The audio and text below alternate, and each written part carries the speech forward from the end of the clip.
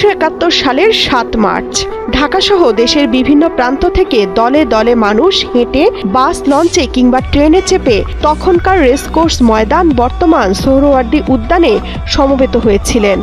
সব ধর্ম, বর্ণ, গোত্রের মানুষের উপস্থিতিতে সেদিন রেসকোর্স ময়দান রূপ নিয়েছিল জনসমুদ্রে। আর সেই জনসমুদ্রে দাঁড়িয়ে বঙ্গবন্ধু শেখ মুজিবুর রহমান তার জীবনের শ্রেষ্ঠ ভাষণটি দিয়েছিলেন। 18 মিনিটের ভাষণে 7.5 কোটি মানুষের স্বপ্ন, বঞ্চনা এবং রাজনৈতিক অর্থনৈতিক স্বাধীনতার কথা বলেন শেখ মুজিবুর রহমান।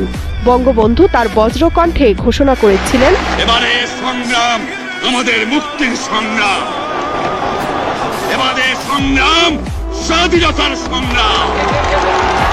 এটি ছিল মূলত বাঙালির স্বাধীনতার ডাক। তিনি প্রতিটি ঘরে দুর্গ গড়ে তোলার আহ্বান জানান, শত্রুর মোকাবেলা করার জন্য যার যা কিছু আছে তাই নিয়ে প্রস্তুত থাকার নির্দেশ দেন।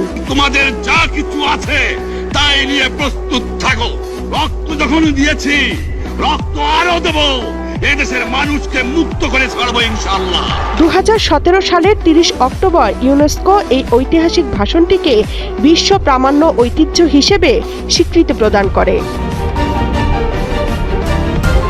প্রতি বছর এই দিনটি বাঙালি জাতির স্বাধীনতার সংগ্রাম ও মুক্তিযুদ্ধের ইতিহাসে এক অনন্য গৌরবোজ্জ্বল দিন হিসেবে স্মরণ করা হয়।